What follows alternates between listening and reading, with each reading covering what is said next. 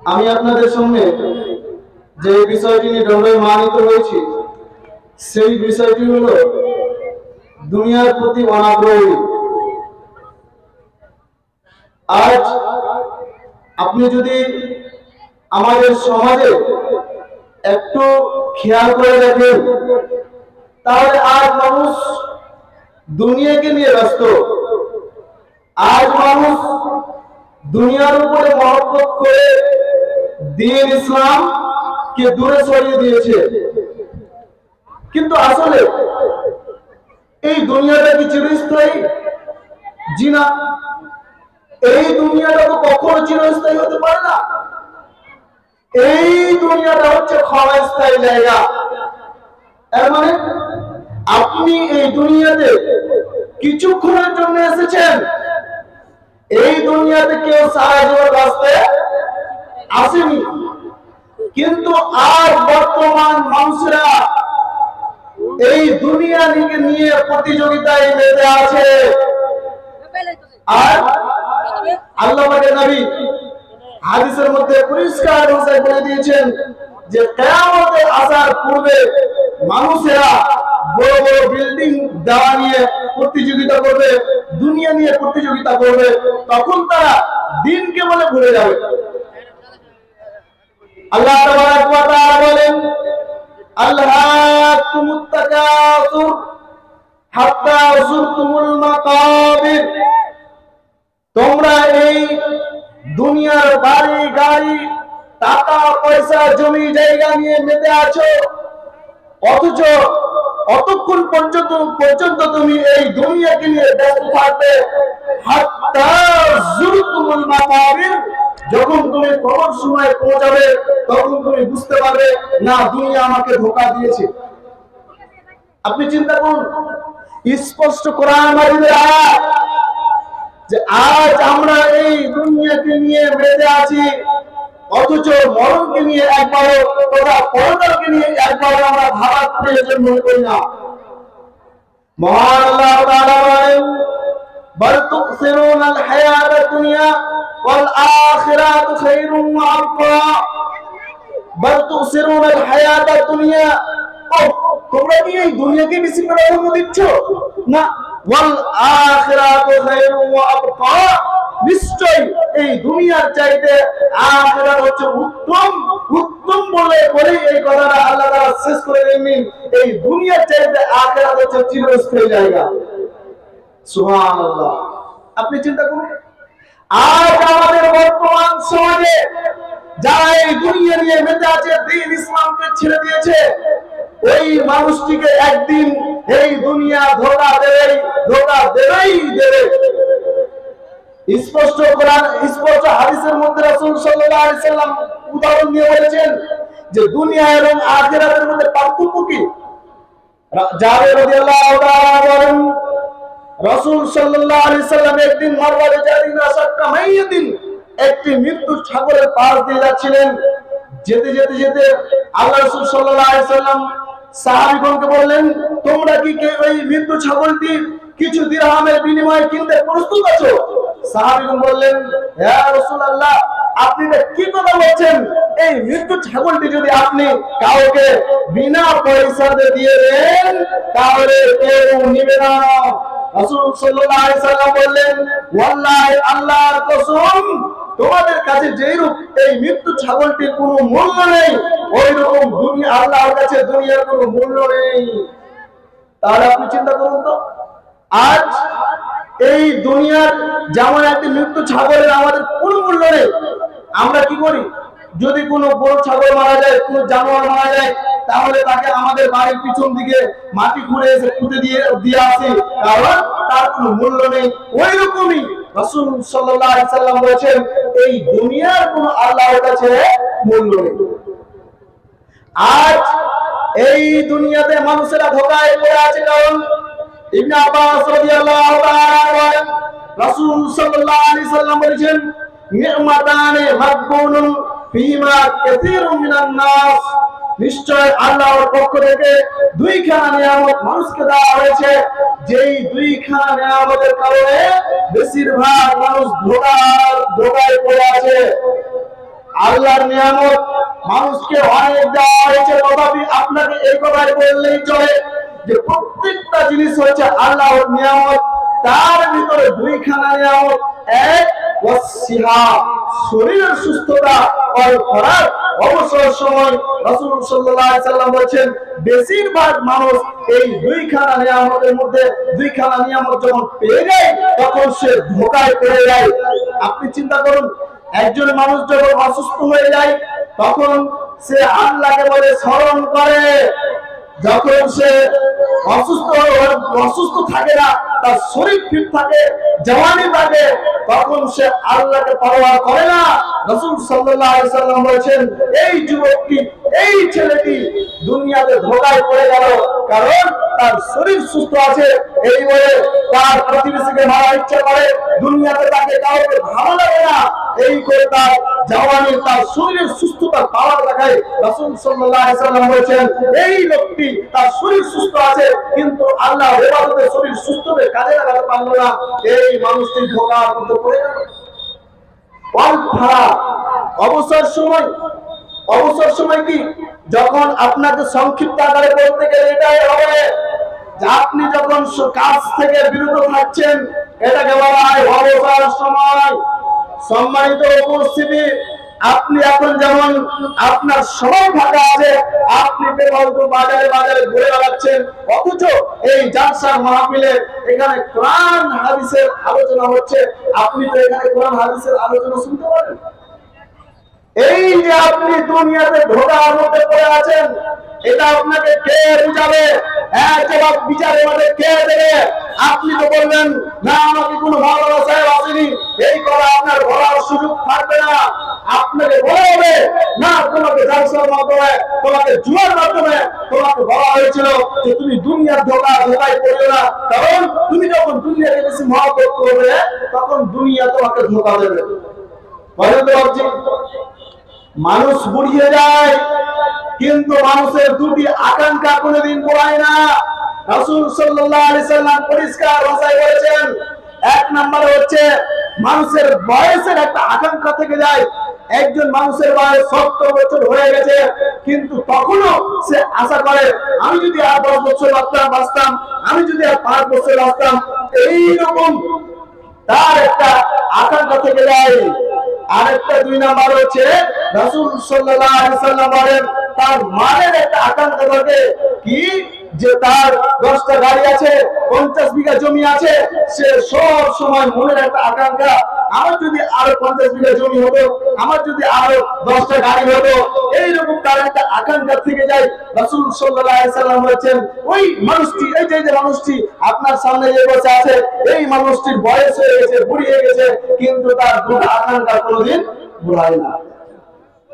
আজ এই দুনিয়াকে ভালোবাসার কারণে আপনি দ্বীন ইসলাম থেকে দূরে সরে আছেন।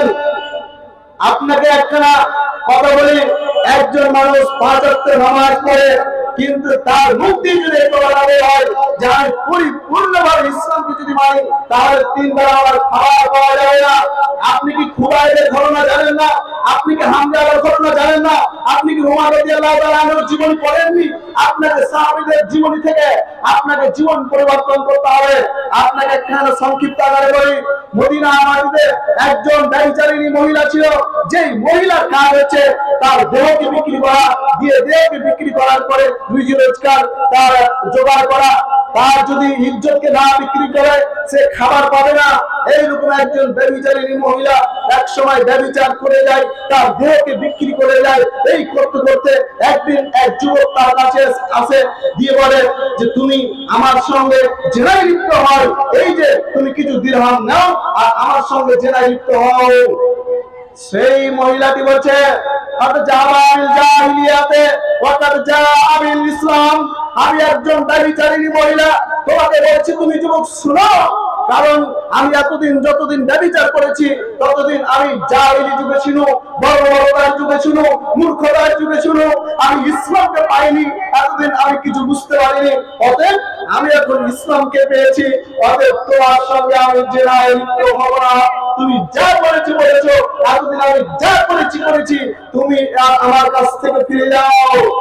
সেই ছেলেটি সেই মহিলাটির কাছ থেকে যাচ্ছে আর আবার পিছন দিক দিয়ে ঘুরে তাকাচ্ছে। আপনি তো জানেন যদি একবার দেখে নেয় তখন যেতে যেতে যেতে ঘুরে তাকাচ্ছে আর যাচ্ছে।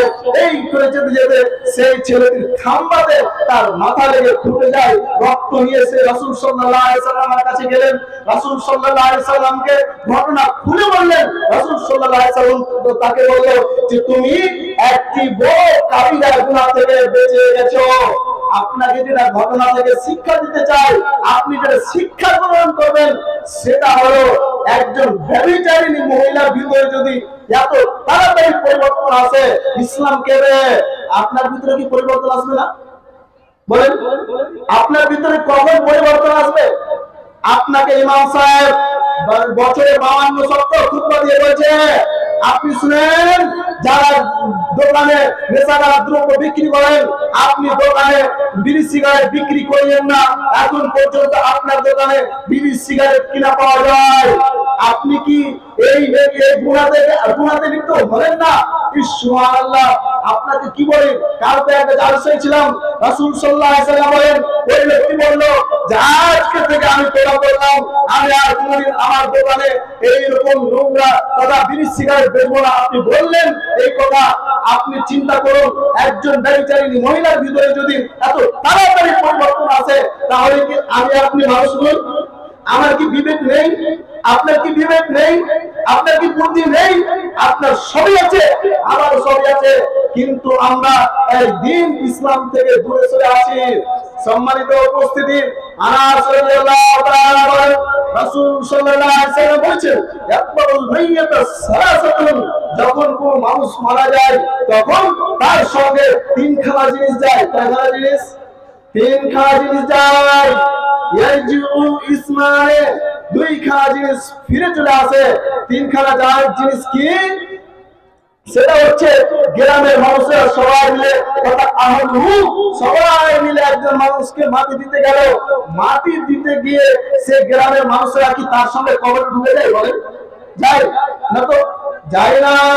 রাসূল সাল্লাল্লাহু আলাইহি সাল্লাম বলছেন যে তার পরিবার সবাই মিলে তাকে মাটি দিতে গেল কিন্তু সে ফিরে চলে এলো। নাম্বার 2, ওয়া মালু, কিছু তার সঙ্গে খাটলি কোদাল এই কিছু মাল যায়। আপনি চিন্তা করেন খাটলি কি তার সঙ্গে কবরে যায়? যায় না। খাটলিও ফিরে চলে আসে। ওয়া ইয়াতুকা আমালু, কিন্তু তার সঙ্গে আমল কোনদিন ফিরে আসে না। সে কি আমল করেছে সব আমলগুলো তার সঙ্গে কবরে পৌঁছায়। সুবহানাল্লাহ। আপনি চিন্তা করুন, আপনি এই দুনিয়াতে যত কিছু করছেন আপনার কিছু কাজে আসবে না। রাসূল সাল্লাল্লাহু আলাইহি সাল্লাম হাদিসটি বর্ণনা করেন, আবু হুরায়রা রাদিয়াল্লাহু তাআলা, রাসূল সাল্লাল্লাহু আলাইহি সাল্লাম বলেছেন ইয়াকুলুল আব্দু মালি মালি ওয়া ইন্নালা মিন মালি সালাসুন, পৃথিবীর প্রত্যেকটি মানুষের একটা বৈশিষ্ট্য যে সে বলবে যে ওই যে আমার বাড়ি গাড়ি টাকা পয়সা জমি জায়গা, ওখানে আমার 10 বিঘা জমি, ওখানে আমার 12টা গাড়ি আছে, ওই রোডে আমার 12টা গাড়ি চলছে। এই করে প্রত্যেকটি মানুষের একটা আকাঙ্ক্ষা আছে, সে বলতে থাকে। সুবহানাল্লাহ। রাসূল সাল্লাল্লাহু আলাইহি সাল্লাম বলছে যে হে আমার উম্মত, তুমি এইভাবে যতই বলতে থাকো না কেন, কারণ তোমার পরিকৃত মাল হচ্ছে তিনখানা। কয়খানা মাল? তিনখানা মাল। এক, রাসূল সাল্লাল্লাহু আলাইহি সাল্লাম বলেছেন মা আকায়া ফাকুনা, আপনি যা খেলেন, যা খেয়ে হজম হয়ে গেল এটা তোমার মাল। বাবজি অনেকজন বসে আছেন, একটা আপনি মুখে ইশারা করবেন, আপনি বলেন আপনি এখন গিয়ে যদি ভাত খান, ভাত খাওয়ার পরে যদি হজম হয়ে যায় আপনার এই পায়খানা কেউ ভাত নেবে? বলেন নেবে? নেবে না। রাসূল সাল্লাল্লাহু আলাইহি সাল্লাম বলেছেন এটা হচ্ছে আপনার নিজের মাল। নাম্বার 2, রাসূল সাল্লাল্লাহু আলাইহি সাল্লাম বলেছেন যে আও লাবিসা আপলা, আপনি যেটা পরিধান করলেন পরিধান করার পরে ছিঁড়ে শেষ হয়ে গেল, এটা হচ্ছে আপনার মাল। আপনি একটা 700 টাকার পাঞ্জাবি কিনেছেন, তারপরে পাঞ্জাবিটা ছিঁড়ে চলে গেল, পুরাতন হয়ে শেষ হয়ে গেল, এই মানের তো ওয়ারিস হবে না। তো রাসূল সাল্লাল্লাহু আলাইহি সাল্লাম বলেছেন এটা হচ্ছে তোমার নিজের মাল। নাম্বার 3, রাসূল সাল্লাল্লাহু আলাইহি সাল্লাম বলেন 3 নাম্বার হচ্ছে আপনি যেটা জমা দান করলেন সেটা জমা থাকলো, তার বাদ বাকি এই 3টা বাদে আপনি যত কিছু ছেড়ে গেলেন, আপনার এক মাল কিছুই মাল নয়, সব মাল হচ্ছে আপনার ওয়ারিশ। তাহলে আপনি চিন্তা করুন, আজ আপনি এই দুনিয়াতে কার জন্য দুনিয়াদারি করছেন? কার জন্য আপনি প্রতিবেশীর সাথে মারপিট করছেন? কার জন্য আপনি এই দুনিয়া নিয়ে বেঁধে আছেন? কার জন্য এই দুনিয়াকে আপনি ভালোবাসেছেন? দুনিয়া আপনাকে বিচারের মাঝে আপনি বুঝতে পারবেন দুনিয়া আপনাকে ধোঁকা দিয়েছে, দুনিয়া আপনাকে ধোঁকা দেবেই দেবে। রাসূল সাল্লাল্লাহু আলাইহি সাল্লাম পরিষ্কার ভাষায় বলেছেন, রাসূল সাল্লাল্লাহু আলাইহি সাল্লাম বলেছেন, একজনের অনেক টাকা পয়সা, গাড়ি বাড়ি টাকা পয়সা আছে, রাসূল সাল্লাল্লাহু আলাইহি সাল্লাম বলেছেন জি লাইসাল গিনা আন কাসরাতিল আরাদ ওয়ালাকিনাল গিনা গিনা আন নাফস। এই মানুষটি যদি টাকা পয়সা থাকে, সে যদি অন্তরে ধনী না হতে পারে, একজন মানুষ মাসে 20,000 টাকা ইনকাম করে, আরেকজন মানুষ মাসে 70,000 টাকা ইনকাম করে, যে 20,000 টাকা ইনকাম করে সেই মানুষটিও এই জালসাতে 1000 টাকা দান করছে, আর যে মানুষটি 70,000 টাকা ইনকাম করে সেও 1000 টাকা দান করছে। তো রাসূল সাল্লাল্লাহু আলাইহি সাল্লাম বলে দিলেন যে আমরা উম্মত পাশে তোমরা শুনে নাও, ওই মানুষটি বড় লোক নয়, ওই মানুষটি ধনী নয়, যার অনেক ধন সম্পদ আছে, যে অন্তরের ধনী সেই হচ্ছে ধনী। সুবহানাল্লাহ। আপনাকে যেটা আমার বিষয় বোঝাতে চাইছি সেটা হচ্ছে এই মাল আর টাকা পয়সা আপনাকে আখিরাত বলে ভুলিয়ে দিয়েছে, খবর বলে ভুলিয়ে দিয়েছে, ধর্ম বলে ভুলিয়ে দিয়েছে, ইসলামকে বলে ভুলিয়ে দিয়েছে। সম্মানিত উপস্থিতি, আবু হুরায়রা রাদিয়াল্লাহু তাআলা বলেন, রাসূল সাল্লাল্লাহু আলাইহি সাল্লাম বলেছেন, আদ-দুনিয়া সিজনুল মুমিন ওয়া জান্নাতুল কাফির। নিশ্চয় এই দুনিয়াটা মুমিনদের জন্য কায়েদখানা এবং কাফিরদের জন্য জান্নাত। আপনি একজন পাবলিক আছেন, আপনি বলবেন মানে আমি 5 ওয়াক্ত নামাজ পড়ি, রোজা রাখি, আল্লাহ রাসূল এই কথাটা কেন বললেন যে দুনিয়াটা হচ্ছে মুমিনদের জন্য কায়েদখানা আর কাফিরদের জন্য জান্নাত? জি, আপনাকে 2খানা হাদিস বলে এই হাদিসটা বুঝিয়ে দিই। রাসূল সাল্লাল্লাহু আলাইহি সাল্লাম বলেন, আপনি শুনেন, এই জন্য এই দুনিয়াটা মুমিনদের জন্য কায়েদখানা, কারণ এই দুনিয়াটা হচ্ছে বিচারের মাঠে জান্নাতকে ঘেরা আছে কষ্ট দ্বারা। কিন্তু মুমিন এই দুনিয়াতে কষ্ট করে চলবে, এই কথাই ঠিক। একজন মুমিন কোনদিন এই দুনিয়াতে নিজের মন মতন চলতে পারে না। তারপরে রাসূল সাল্লাল্লাহু আলাইহি সাল্লাম বললেন যে একজন কাফের, একজন বেঈমান যে ধর্মকে মূল্যায়ন করে না, সেই ব্যক্তি এই দুনিয়াতে চলাফেরা করে, যে নাস্তিক সেই এই দুনিয়াতে নিজের মন মতো চলাফেরা করে। রাসূল সাল্লাল্লাহু আলাইহি সাল্লাম বলেন যে নিজের কামনা বাসনা দ্বারা জাহান্নামকে ঘেরা আছে। তাহলে আপনি চিন্তা করুন তো, যদি কষ্ট বেদনা দিয়ে জান্নাতকে ঘেরা থাকে, তাহলে জান্নাতে কে যাবে? বলেন কে যাবে? একজন মুমিন। কারণ একজন মুমিন কষ্ট করে দুনিয়াতে চলবে। আরেকটি হাদিস শুনেন, রাসূল সাল্লাল্লাহু আলাইহি সাল্লাম বলেন, এই দুনিয়াটা যদি একটি মাছির ডানার সমতুল্য আল্লাহর কাছে মূল্য হতো, একটি মাছির দানা যত মূল্য আছে, এই রকম যদি মূল্য দুনিয়াটা আল্লাহর কাছে হতো, তাহলে তোমরা শুনে রাখো, মা সাকা কাফিরান মিনহা সুরবাতান। তাহলে আমি আল্লাহ বলছি যে এই দুনিয়াতে একজন কাফিরও বসবাস করতে পারতো না, এই দুনিয়াতে একজন বেঈমানও বসবাস করতে পারতো না, এই দুনিয়াতে একজন ডোম চাপা চাপা এরা বসবাস করতো না। এই দুনিয়াতে বসবাস করতো যারা মুমিন মুসলমান, তারা বসবাস করতো। সম্মানিত সুধী শ্রোতা মণ্ডলী, আপনাকে যেটা আমি বুঝাতে চাইছি, তাহলে আপনি চিন্তা করুন যে এই দুনিয়ার আল্লাহর কাছে মূল্য নেই, অতএব সুতরাং আপনার কেন এই দুনিয়াতে এত মূল্য? এই জন্য দুনিয়াতে সব ধরনের মানুষ বসবাস করে এবং বসবাস করে তার জিন্দগি কাটিয়ে দেয়। সম্মানিত উপস্থিতি, আজ আমরা এই দুনিয়া নিয়ে ব্যস্ত থাকার কারণে আজ আমরা ইসলাম থেকে দূরে সরে আছি। আপনাকে কিন্তু আমি একটা কথা বারবার বলছি, সেটা হলো এই দুনিয়ার উপরে মহব্বত, এই দুনিয়ার উপরে মহব্বত। আপনি এই দুনিয়া থেকে মহব্বত উঠিয়ে দেন, কারণ মহান আল্লাহ তাআলা পরিষ্কার হয়ে ভাষায় বলেছেন যে ফাইদা ফারাগতা ফানসাব ওয়া ইলা রাব্বিকা ফারগাব। তারা বলেছে ফাইন্নামা আল উসরি ইসরা, ইন্নামা আল উসরি ইসরা। নিশ্চয় কষ্টের সঙ্গে সঙ্গে আছে সুখ এবং দুঃখের সঙ্গে আছে সুখ। তাহলে আপনি বলেন, এই দুনিয়াতে আপনি কষ্ট করছেন, নামাজ পড়ছেন,